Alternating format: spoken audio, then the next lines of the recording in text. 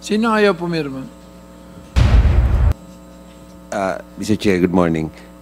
Hindi naman sa ayaw. There were some dun sa Questions. mga yeah, I think it's more of the wording of those, the formula for declaring extraordinary price to support the declaration. So, ilan? Tapos na yung mga comments. Yun ang medyo maraming comments But is kasi. there consensus May consensus na. na merong yung extraordinary Yes, price yes. levels? Yes. And ano yung dahilan? Basically, for the last 1.5 years, there had been that extraordinary price increase that is still present to date. So, ang kailangan Sir lang... naman, wag na kayong mag-isip. Tignan nyo na lang yung inflation. Yes. Nakikita nyo naman na ang contribution ng rice, ang laki-laki. It's higher than our usual 3%. So- Sir naman, you don't need to have a PhD to make that analysis. Di ba, sir? There's a group to discuss Okay, the Kadiwa. please answer that. Bebang ba? Nakailan ka na roll out?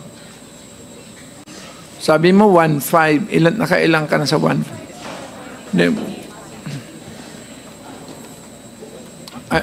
Good morning, Mr. Chair, to my fellow workers also in government, good morning, and also to the committee, good morning.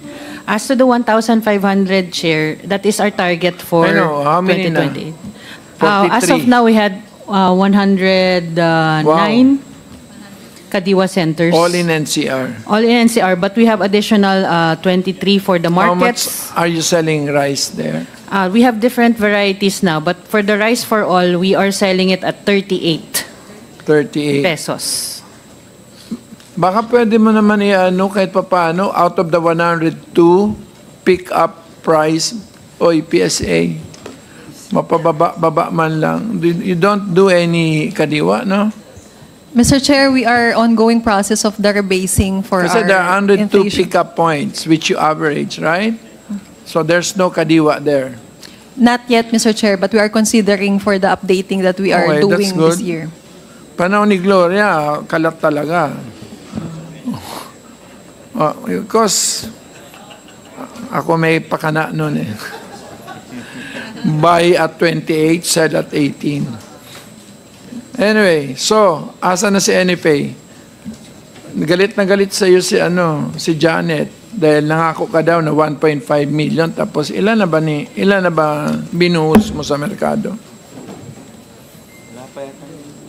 Nipi. Thank you, Mr. Chair. Yung sa kadiwa po na Hindi, huwag nang nilalabas- kadiwa ikaw. Sa ngayon po wala pong calamities, wala tayong nire-release. Put. Yes. Yes, yun, may I be Yes, clarified, Mr. Chair? Because there are pronouncements already made that the DA has already agreed that there is an emergency situation. If in case ma-declare na po yung food security emergencies, then we can unload our stocks na, whether it's regular stocks or aging stocks. Sa ngayon po, inaantay lang namin yung declaration po ng food security emergency. So admin, pag lumabas, Mr. Chair, pag lumabas sa lang. merkado to, magkano natin ibebenta yung stocks natin? Yun pong sa aging stocks natin, it will still be the same at 29 pesos for the regular stocks na pwedeng ilabas at 38 pesos din per kilo. 30. This will be limited to the Kadiwa centers and LGUs. And LGUs po. Mr. Chair, so in the event that the food emergency declaration is released, Akala ko tinapos na. ilang bags 2 weeks. ang dapat i-release sa NFA to make a difference in the price, no? Gaano karami, volume, quantity ng bigas ang dapat ninyong ilabas para magkaroon ng epekto, magkaroon ng bisa yung deklarasyon at maka-apekto kayo sa presyo ng bigas sa merkado. Thank you, Mr. In your Chair. estimate, Pero I will be very honest, I don't have the expertise kung gaano kalaki yung porsyento na dapat ilabas to influence the price. well, dapat alam din natin yan, ano? Sandali lang. Sige. Paano ka pagdating ng harvest, paano ka makakabili kung hindi mo naman nabibenta? So, ibig Tama sabihin, po. so, ibig sabihin, walang ya. Sino gumawa ng batas? Tayo, di ba? So bakit lalagyan mo ng emergency for them to sell? And then you give them buffer stocking, and then can you speak? We want your wisdom here. We actually put in a provision for a 5 billion fund, but that was vetoed. Vetoed. Okay. But that was the hope, that in short, it would be the seed fund, and then gagamitin yon every time. Yeah, to buy first to buy it at 23 Exactly, and then gagamitin yon to refresh also. exactly to replenish. But they etc. cannot refresh because there is no emergency. Oh my God, what did we do? No. Can you summarize everything, Morales? What is our problem? FA, considering na they can buy now at 23 yung pinaka-average, so punong-puno sila, they cannot sell sa merkado, makakapaglabas lang sila kung aging na yung stocks. It's allowed by RTL. Second, kung may extraordinary circumstances like yung food security emergencies. We can only declare kung mayroong shortage sa supply, which is sa ngayon, hindi naman. Pero second, yung sa prices, yung extraordinary increase in prices.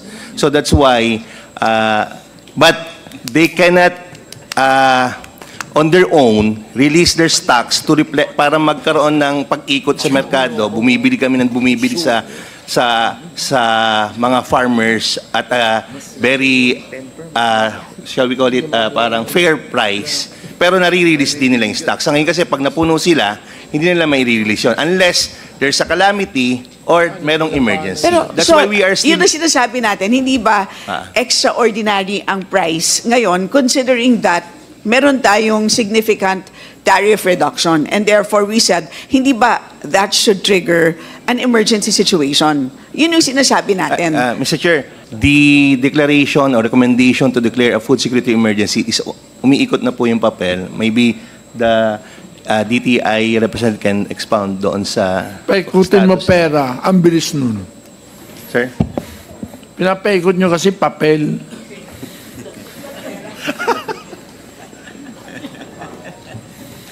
So anyway, admin, can you just clarify na naging mas malaking problema sa inyo dahil tinaasan nyo rin yung buying price ninyo, di ba?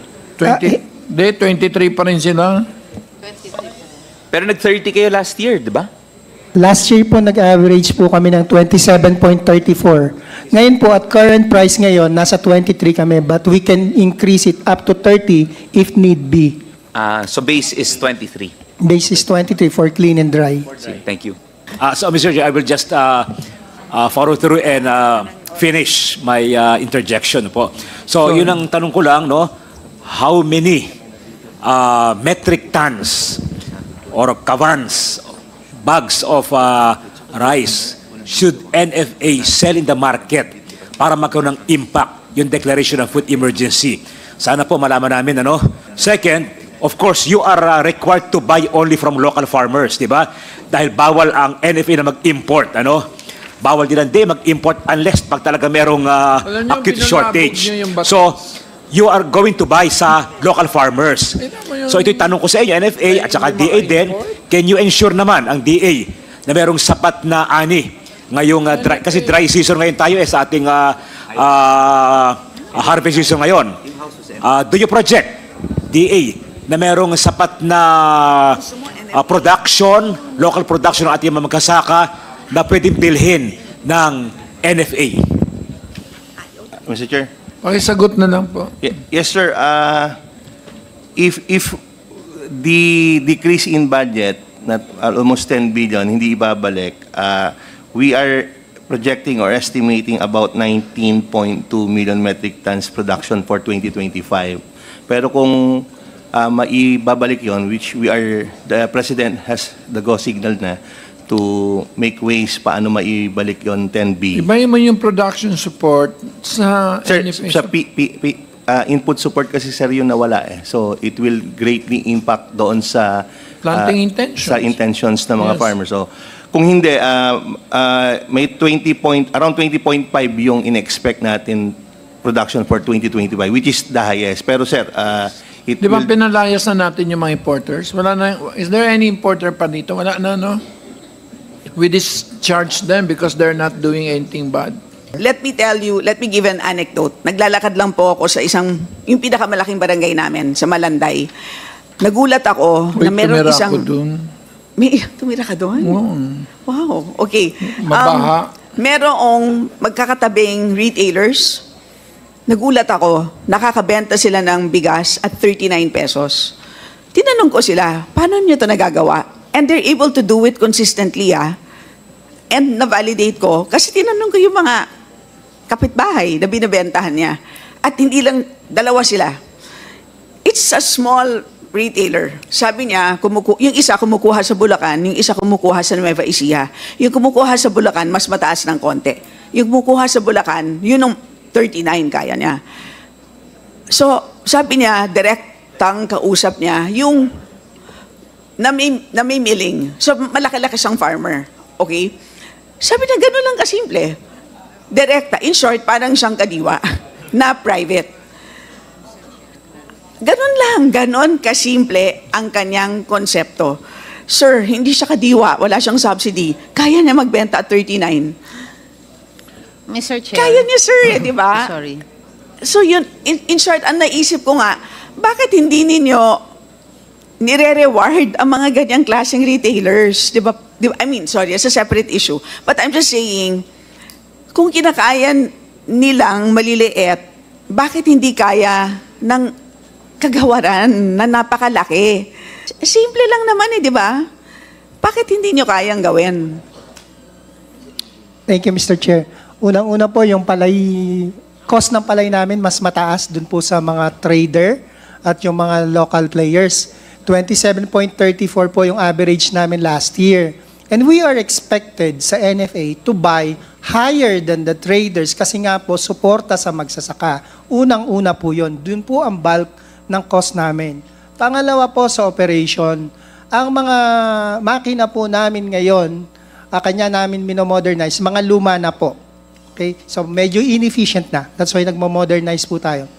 Pangatlo po. Di ba sinasubcon nyo yan sa ibang ano? Meron pong portion nito, mga 70% pinako-contract po. And then, yun pong operating expenses po natin, I'm just assuming, kanya po malaki ang ating gastos, we give all the benefits of the government employees para sa mga empleyado and all, yung pong mga private traders Pero, wait, and... allowed kayo bumili ng bigas, right? Hindi po bigas, palay po. Pero sa RTL amended, hindi, pag emergency nga. Pero right now, emergency na nga, di ba? Wala man proclamation. Hindi, malapit na, umiikot na. Because, no, guys naman, nakailang hearing na tayo. Nakalimang kinta, hearing na tayo. That was the first question that I asked during our first hearing. Na umabsent lang ako. This 6 at hindi weeks, ko na this is tinanong. our 6th week because absent kami last week. Yes, pero 'di ba, Chair, if I remember correctly, that was my very first question on our first hearing na kailangan nyo nang i-declare na meron tayong emergency because clearly merong extraordinary price levels as a result of the non-translation of the tariff reductions on the current price levels. And this was many weeks ago. Sir, nasusunog na ang pabrika. Yes. So anyway, sir, ano ang deadline nyo dyan? Pwede po ba ngayong araw na to, bilangin nyo, sir, kung ilan pang hindi pumipirma. Paki-report po sa amin kung sino ang hindi pa pumipirma. DTI? Sino ayaw pumirma? Mr. Chair, good morning. Hindi naman sa ayaw. There were some dun sa mga I think it's more of the wording of those, the formula for declaring extraordinary price to support the declaration. Ilan? Tapos na yung mga comments Yun ang medyo maraming comment But is kasi. there consensus May consensus na. na merong yung extraordinary Yes, price yes. levels? Yes. And ano yung dahilan? Basically, for the last 1.5 years, there had been that extraordinary price increase that is still present to date. So, ang Sir kailangan lang... naman, huwag na kayong mag-isip. Tignan nyo na lang yung inflation. Yes. Nakikita nyo naman na ang contribution ng rice, ang laki-laki. It's higher than our usual 3%. So- Sir naman, you don't need to have a PhD to make that analysis. Di ba, sir? Meron na, Mr. Chair. Tapos na yung draft. Umiikot Sino na. ayaw pumirma? Wala naman. Yun lang. The usual... Sino hindi pumipirma? Sinong hindi pa pumipirma? Double check ko lang kasi kahapon na finalize yung version na okay na sa lahat. Kasi nga, meron mga... It's more of the wordings kasi dumadaan sa mga the usual complete staff work of the secretaries na hindi yan pipirma kapag hindi na-review. So, kailangan... That's the bureaucracy of it eh. Dadaan lang dun sa review ng bawat reviewer ng bawat Sige, secretary bago... Sir, in 2 days, lalabas na yan? Kaya na siguro. Kaya na, Mr. Chair. O in 48 hours, may lalabas na. In which case, pwede nang bumili ng bigas ang NFA, ang DA. Tama? From NFA. DA dun sa amended, Yeah, di ba? how much- Okay. DA. DA pwede, di ba? Pwede na kayong bumili ng bigas. Pwede na magbenta ang NFA. So, FTI can also buy from NFA, bang? No, hindi kayo bound to just purchase palay, right? Okay, so, but under an emergency, pakilinaw po, medyo mas may flexibility. Ang DA, pwede mag-import, tama? As a last resort. Ang DA pwedeng bumili ng both palay or bigas.